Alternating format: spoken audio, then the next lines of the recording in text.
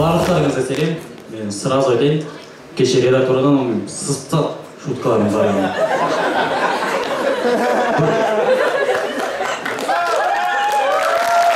Бүгін айта кетер тақырып көбі шутка айтатындар, яғни әзір өтпейтіндер. Жалпы менің достарым.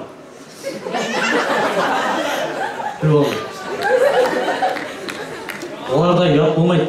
Неге десеңіздер, алдында автобуста келе жатқам досыммен. Ерасыл деп айтпай қойын. И автобуста болады ғой, әйелдерге арналған, аяға орардың. Сол босайды, анау барып отырып алады ғой.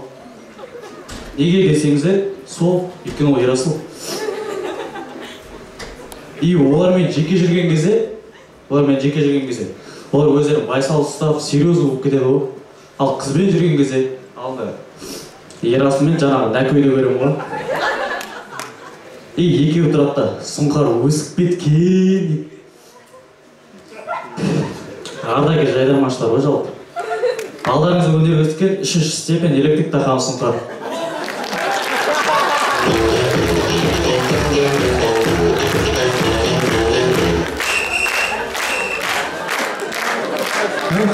Қысқа, өтінді, рахмет. Ағам, сұңқарда бір қошеметтеп қойыңыздар. Әлмендірай, жалғастырайық. Сахнада Қарқаралы ауданы Айбар Смағұлов. Қарсы алыңыздар.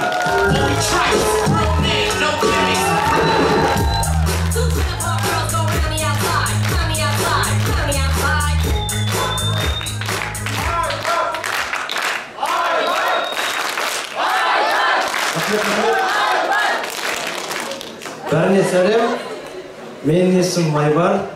И менің атымды қойған кезде бір қатты ойланбаған сияқты.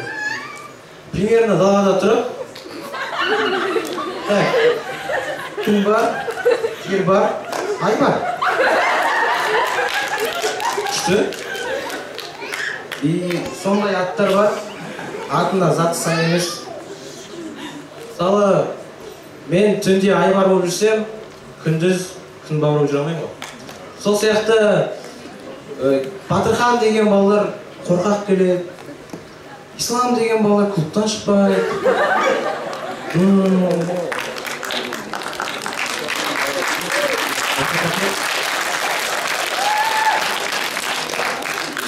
Медет деген балалар айтпай қойын. Медет демекші менің Медет деген досым болған. Мектеп кезде. И мектеп кезде ол екеуміз екі қызға ғашық боламыз. Ала махаббат. Сосын ол екі қызды шығарып тастағымыз келеді. Бірақ оларға айтпай, сырттан. И шығарып тастаған кезде білмеймін мен денем қосып кете ма, шошытқым келді ана екі қызды. И екі қызды шошытқаннан кейін өзім шошынып қалдым. Шошыту зря болды, керек емес еді. Оның бәрі мектеп кезде. Және мектеп кезде мен ағылшыннан 5-ке оқығам. 5-ке оқыған сияқтымын. Енді менен көп сабақ сұрамайтын. Сабақ сұраған кезде менен сұрайтын кез келеді. Айбар, тұршы орнынан. Тұрам, маған ағылшынша айларды айтып берші дейді. Смело, қаңтарейшін, ақпанейшін, наурызейшін, отыр 2, рахмет. Сонда түсіндім мен, амал 5, ол 5 емес, ол 2. Оказывается, біз 10 балдық деңгеймен оқып жүргенбіз.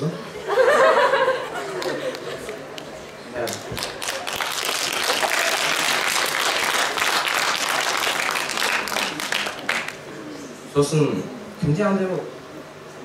Үйде жатасың и ойлайсың. Бір менде какой-то бір суперспособность болса ғой. Бір андай суперспособность, который сен бойға шығасың, головкинді жеңесің да, қолыңды көтереді, сосын сен Головкиннің қасына барасың. Бұл менің жеңісім емес, бұл қазақтардың жеңісі.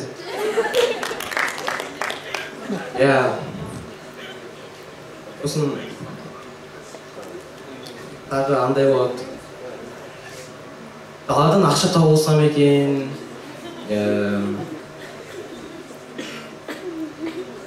Менде бәрі бітті. Рахмет.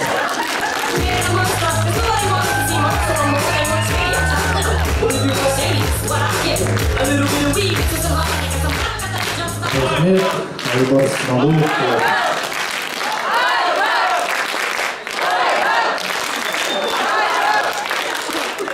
Рахмет, Локомотивтан келіп отырған біздің көрермендер. Әрі жалғастырайық. Қарағанды қаласы, ортада Алихан Медеұлы. Алиханның жалғыздығынан асқан жалғыздығы жоқ. Бәлкім, жоғалып қалған шолақтың жалғыздығы болар.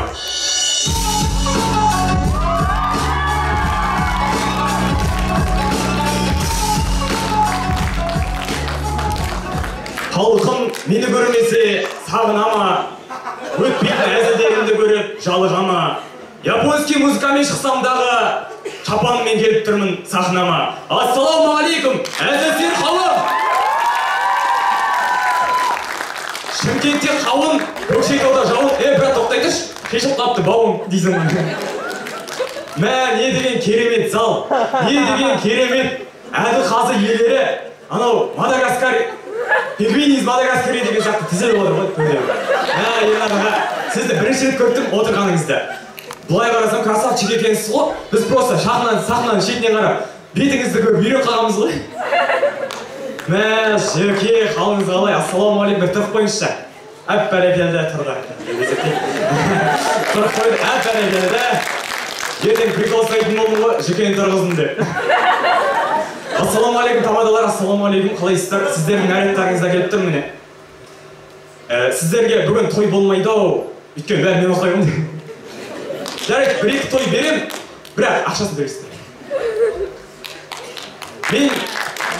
Мен осы сайысқа қатысқым келген себебі, қатысуға дайындалған 5 күн болды. 5 күн мен көршінің үйінде қондым ғой. Көршінің үйінде қонып, аналардың баласы болып кеткенсің ғой. Аналар маған балам дейді. Мен олар мама, папа дейді.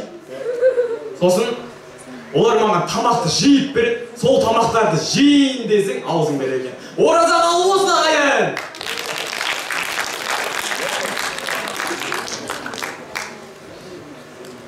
Мынау Ернат аға бақытты болсын дегендер, оң қолын көтерсінші. Көтеріңіздерші қолдарыңызды. Әп бәрекелді, қаламда кетіп отыр дейсің. Ал жеке бақытты болсын дегендер, сол қолдарыңызды көтеріңіздерші. Екеуі бақытты болсын дегендер, қол соғалықтайықшы. Әп бәрекелді. Кешіріңіздер, Тамада мырзалар, сіздердің образдарыңызды алуымда тағы да. Кешіріңіздер, әзілін жалғастырайын. Мынау 5 күн қондым, 5-ші күні 5 күн өтті, таңертең тұрам, шашымды тарайым, айнаға қарай, бетін жуам. И әлбетте бізде конкурс өтті. Конкурстың аты өтпейтін әзіл. 2-ші орын алып қалғансың ғой, дата болып. 1-ші орынды кім алды деп ойлайсыздар? 1-ші орынды Ернат алды ғой. Ернат аға екеуміз бүйтіп келісіп отырып, сол ойында сіз 1-ші орын аласыз, ал осы ойында мен 1-ші орын алдым. Сосын қуанып, кешке қарай бір тойлайын ба деп, осы ойынға дайындықпен келем ба деп, бір өзімнің қорқынышымды жеңейінші деп, бір самолеттен, парашюттен секіргім келді. 3 досымды шақырып алдым. Бір досыма звондадым. Оказывается, он құлақ естіме деген. Ол мені тауға шақырып жатыр пикникқа деп ойлаған ғой. Сосын үшеуі келіп тұр кешке жақын. Менде парашют, аналарда толған, напитік, тамақ, ауыр ғой сумкалар. Мен оны білген жоқпын. Сосын самолетқа міндік, самолетпен ұштық. Аналар қуанып жатыр, бізді пикникқа Алихан самолетпен апара жатыр деп. Сосын ойлап қойдым, бірдеңе айтып жатыр ма өздері деп. Сосын ұштық, бір кезде шофер айтты. Шопыр айтты. Сен летчик па? Летчик. Айтты, секіресіңдер деді ғой. Аналар ойланып тұр. Қайда секіреміз, братан? Есік ашылды, сразу кетті. Екіншісі кетті. Қолым дірілдеп тұр осы. Үшіншісі кетті. Заты той мантивансың ба кешке жақын. Мынау манты демекші алдында ағамның үйіне ауызашарға барам ба деген ғой. Сол кезде такси шақырам. Алло, здравствуйте, такси, да? Такси, да? Да. Байжанова 15 на 11, 18 квартира. Да, там золото лежит, десең. Нет, да. Давай, братан, 1500. Давай 200. Давай 2500. Деп көтеріп алғансың ғой, еще келіп тұрған Жигули. Өзімше бай болып барам ба деп Жигули келіп тұр ғой. Сосын Жигули келем дегенше бір сообщение келді. Тадың. Водитель вышел. Ждите 5 минут. Дейді. Қалтаны сап қойдым. Жарайды. 5 минуттен көп қой деп. Телевизорға жаттым. Сосын ұйықтап кеттім. Сол кезде тадақ дейді.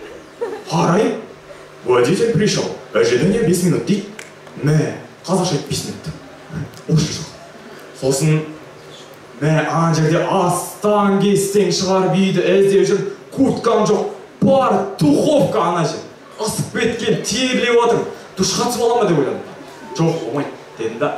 Курткамды алып, іздеп, курткамды кидім. 1 минут қалды. И подъездге шығам. Кір. Есік жабайын деп жатыр. Кір жоқ. Таксиге отказ бердім. Өй, беткен ауыз ашарым. Сосын үйге кірдім да, үйге кіріп кілт іздедім. Кілт іздеп жатырмын. 2,5 сағат өтті ғой. Ойлаңыздаршы, 2,5 сағат кілт іздедім. Оказывается, ана кілт қолымда тұр екен ғой. Сіздерде сондай ситуация бола ма? Бір нәрсені ұстап тұрасыздар да, іздейсіздер, и қолыңызда тұр. Мысалы, телефон. Ернат аға, сізде сондай бола ма? Мысалы, сіз сахнадан шығасыз, микрофон ұмытып кеттім деп. Микрофон көтеріп тұрасыз. Еш нәрсені ұмытпай жүрейік ағайын. Мынау Қазақстанда бірлік болсын, елімізде бірлік болсын, әлемде тірлік болсын. Мен Алихан Медеуұлы, рахмет.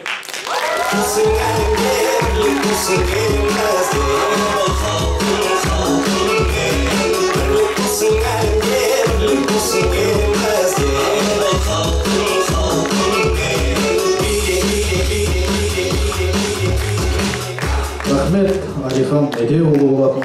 Әрмен қарай жалғастырайық. Сахнада Қарағанды қаласы банк колледжінің студенті, Шет ауданы ағадырлық Алдияр Егизов сахнада.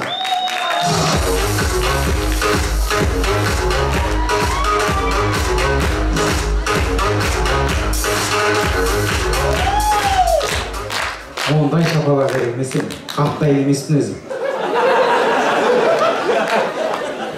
Ассалаумағалейкум деп сәлемдестім, сәлемсіз сөз бастана сәлемдешкім. Алланың қақ жолды пиланғандар, пайғамбардың сөзін еланғандар. Баршыңызға осылай сәлем беремін.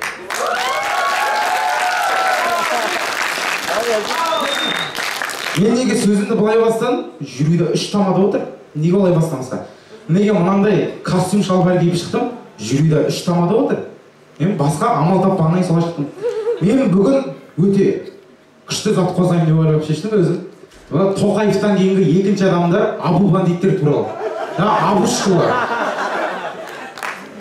Олар енді 14-ші соткысы жүгіріп барады. Андай қолдарына таспих ұстап алады, электрон таспих. Оны баспайды. Еще сол қолмен темекі шегетіндері бар ғой. Енді мынау ең ашитын кезі болады ғой мынау. Қазақтың ата-бабаларының кезінен қалыптасып келе жатқан ассалаумағалейкум деген сөзді былай. Ассаламалейкум, рахматуллах. Еще қолын бермейді ғой былай. Былай жарты қолмен тұрады. Сол жақтайды маған вообще. Еще андайлары болады. Былай өзі телефон контактісіне достарына ақыреттік бауырым, ақи деп қоятын. Еще қыздарым аманатым, жәннатым деп қояды. Еще арасында Айнұр Хата дейтін де бар.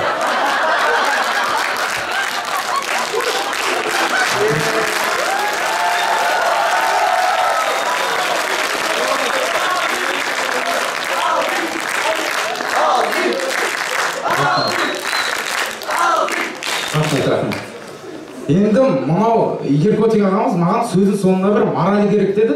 Мен ол не кетті білеймін ғой. Енді менен сіздерге бір мораль болсын. Мораль это такова, толпой каждая жильва. Рахмет.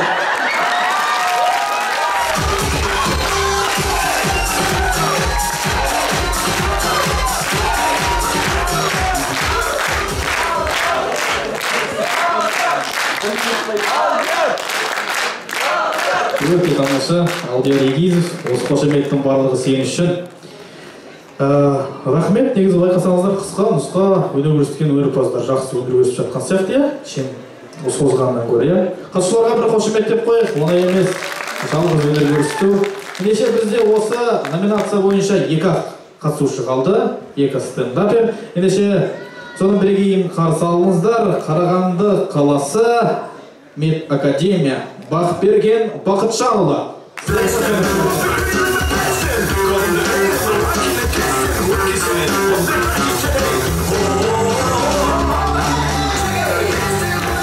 Вау, блядь.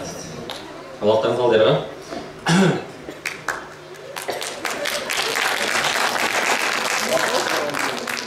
Сәлем достар, сіздермен бірге Қазылар арнасы. Жалпы бұл өмірде өте түсініксіз жағдайлар өте көп болып келеді. Мысалы мен түсінбеймін көп нәрсені. Мысалы, неге шнур бар? Неге да? Мысалы түсініксіз заттар өте көп. Мысалы үйде кішкентай кезде ұйықтап жатқан кезде ата-анаммен кино көріп ұйықтап қалатынбыз, что папамыз өзіміз комнатаға апару үшін. Неге деймін да? Мысалы, неге мен телефонмен шықтым? Неге біз телефонсыз өмір сүре алмаймыз? Мынаяққа барамыз телефон, телефон әрдайым қалтамызда ағайын. Талып мен ойлап қарадым, шай ішіп отырамыз, примерно шай аламыз, тамақ аламыз, заттарды қоямыз, шекер қоямыз, телефонды қоямыз, видео қоямыз и тамақ жеп бастаймыз. И бізге шекер қосу керек, телефон тағы былай қоямыз. Телефон ары-бері қою. Меніңше болашақта былай істейтін сияқты. Кружка, телефон қоятыны бар, чайник, телефон қоятыны бар. Сол сияқты. Негізі, мен түсінбеймін. Неге Менделеев таблица неге именно түсінде шығар? Неге ол түс көріп? Қалай сонда Менделеев түс көреді таблица туралы? Неге біз түс көрмейміз сондай? Біздің түсіміз андай ғой. Құлап баратасында оянып кетесің, сондай бар. Енді қыз желген кезде будильник шықылдап қалады. Қызбен танысың деп отқан кезде қасын дос болдым. Брат, тосыш, Ержан, вставай деген сияқты. Ұйқы демекші, жалпы обед деген ұйықтаған кезде. Обед ұйықта кешке тұратын кездер болады ғой. Сол кезде кешке тұрасында андай ойлар болады ғой. Бүгін ба, бүгін кеше ма? Бүгін ертең ба? Ойланам, кәдімгідей. Жалпы жатқан кезде бұлай ойнаймыз ғой біз. Жастыққа қойғанымыз ғой басымызда. Оңға жұмамыз, жастық мыняқта, жастық мыняқта, солға жұмамыз, оңға жұмамыз. Сізде ойнайтындар бар ма ағайындар? Мен жалпы ұйықтағанды қатты жақсы көремін. Ұйықтаған кезде қатты ұйықтайсың ғой, азанға будильник қоясың, таңғы сағат 6-ға будильник қойып, жаз келіп жатыр, кішкене форма жинайын, спортпен айналысайын деп, таңғы 6-да жүгірейін деп ше. Деп жүргеніме 2 жыл болды. Жалпы түнгі таңғы сағат 6-да тұрып, будильникті өшіріп, менің хоббиім болып кетті десем де болады. Жалпы неге біз кино көріп аламыз да? Сол киноға еліктейміз. Мысалы, репетитор қойып аламыз да, Руслан, чоғытамын деп. Түнгі сағат 3-те мотивациялық кино көреміз да, таңғы сағат 6-да жүгірем, бүйтем деп көп алып өзімізге. Тым өзгермейді ғой мысалы одан ше. Мысалы, поважай кино көреміз да, қыздар ше. Азанда тамақ істеймін, рецепт көріп, ақтарып, тамақ демекші. Неге картошка, неге пюре ол, неге пюре ол гарнир? Сұрақ маған просто. Макарон ол гарнир, гречка гарнир да. Алдың қайнаттың 8 минутта дайын. Пюрені істеп, чанашқа ол. Алдың картошканы салдың, 40 минут күттің оны. Алдың қабығын ашырдың, мыжғыладың, сүт қойдың. Қиын ғой. Қиын демекші. Неге түнде осы жай сөйлеу қиын? Жай жүру қиын.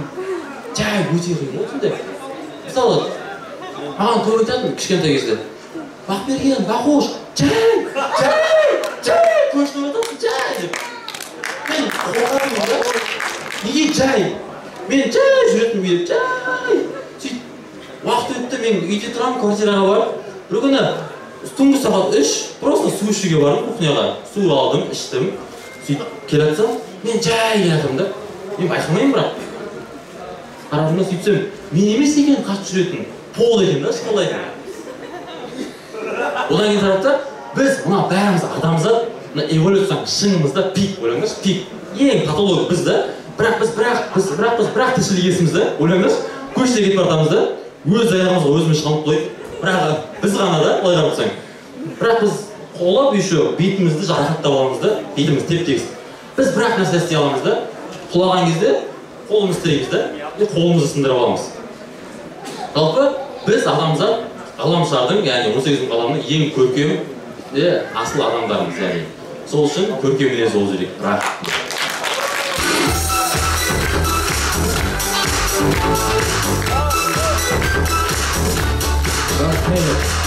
Бақтырген Бақытжанұлы болатын сахнада. Ендеше келесі жанды ортаға шақырайын. Келесі жан осы біздің алдыңғы жылғы Мартбек Толқымырза атындағы облыстық әзілкештер фестиваль байқауының 2-ші орын иегері. Алдарыңызда Қуандық Қадыров, Қарағанды қаласы. Кубка из Майкудука.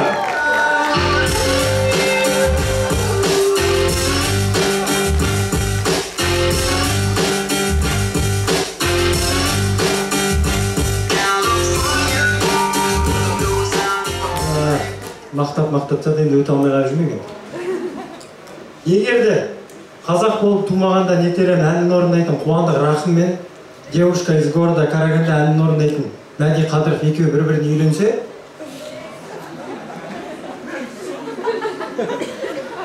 онда олардың бірінші баласы мен болушы едім. Қуандық Қадыров танысқанына қуанышты.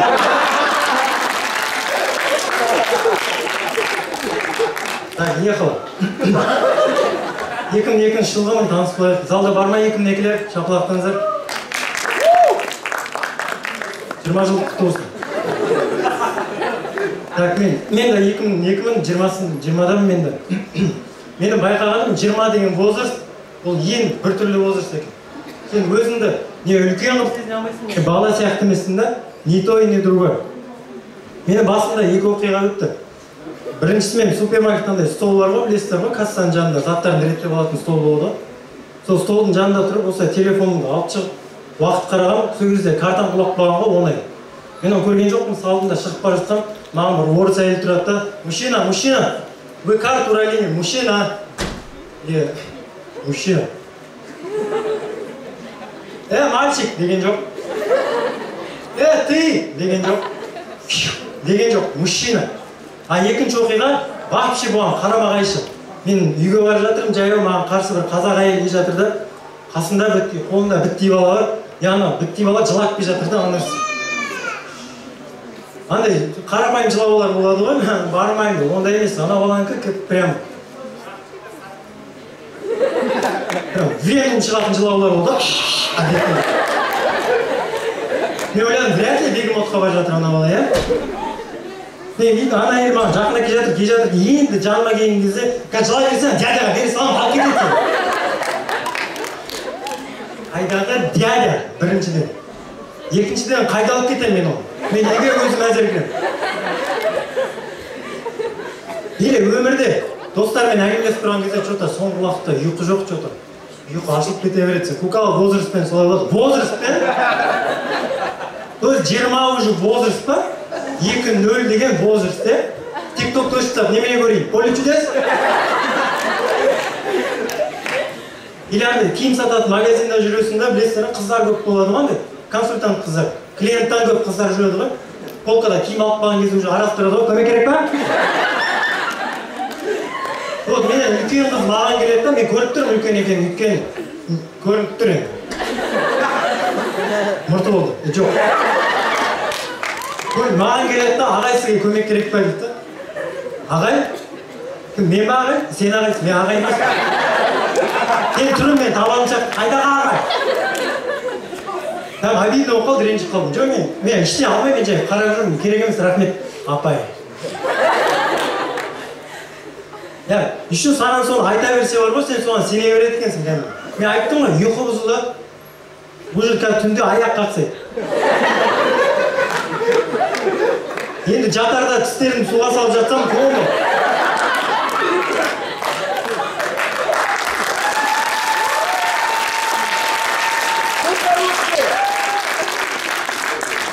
Рахмет тауып. Сосын 20-да мені байқаған, сенде память бұзыла бастайды екен. Залда бар ма память нашар адамдар? Азар шапалақты да ұмытпағым. Память бұзылғанда еще сенде болма сондай ситуация. Үйде жүресің, какой-то момент не істеп жүргенді ұмытып қаласың. Қолында қазан шкафтың алдында.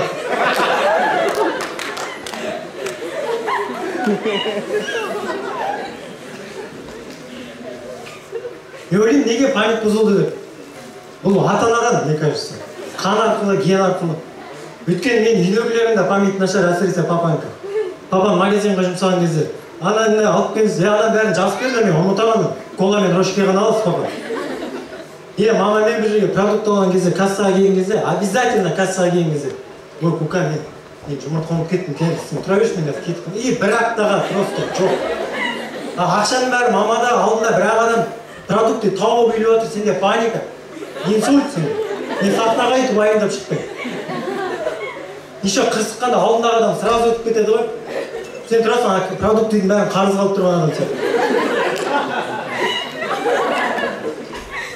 Одай мамаға айтып келеді, бірақ қолында жұмыртқа жоқ. Ачо жұмыртқа алмайтын болдық па не? Қандай жұмыртқа олай жоқ? Қазір тағы 4 күнге просто жоқ. Сен уже үйретіп алдың, ана жерде кассирша сен туысқаның болып шығады, оказывается.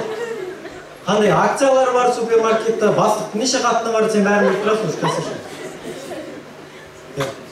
Кәдімгі память жоқ, расымен де үйде кітап оқып отыр, мен жыныма тиетіні, кітап оқып отырған кезде уже кітаптың аяқ жағын оқып отырасың да, сол кезде бөлмеге Дәулет кірді. Қайттан кіріспеге Дәулет деген кім еді?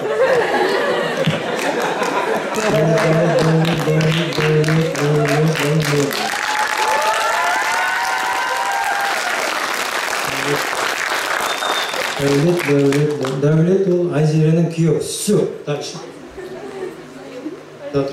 Айзере деген. Айзере. Дәулеттің әйелі. Все. Сенде память бұзыла бастайды екен. Еще 20-ға келгенде мені байқағаным адамның ұйқысы бұзылады екен. Или айттым ба, память жоқ уже. Мен ұйықтайтын кезде, сен ұйықтамай қоясың да, ал жай телефон или кино көрейін десе, ұйықтап қала бересің қайта. Бола ма сондай кім иә деген. Мен киноның бір моментін 3 рет көрем айналдырып. Айналдырасың, ұйықтап қаласың, айналдырасың. 2 момент оянасың ғой, біріншісі телефон құлап қалған кезде қолына. 2 көзің құлап түскен кезде. Еще непонятно, мен так жерде жатырмын.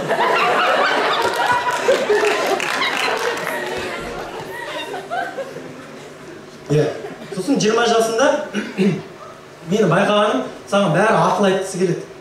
Сен оны біліп тұрсаң да саған ақыл айтқысы келеді, еще айтады саған ақыл. Мен ақыл қабылдамаймын, маған керек емес деген сөз емес. Просто орнымен айтылса, мен қабылдаймын ақылды. Маған просто бір рет айтқан бар, Кука есінде болсын. Егер 60 жасында сенде ақша болмаса, онда 60-тан кейін де болмайды. 50 жасында денсаулық болмаса, 50-ден кейін де болмайды. 40 жасында балам болмаса, онда 40-тан кейін де болмайды. 30 жасында болашаққа деген жоспарың, планың болмаса, 30-дан кейін де болмайды. Білесің бе неге? Өйткені 20 жаста мына жерде ми болмаған. Мен айтам, әдемі айттыңыз, толықтай келсем, бірақ енді шыға тұрасыз ба, пожалуйста, атам болса туалетке отырып алайықшы. Қуандық Қадыров, рахмет.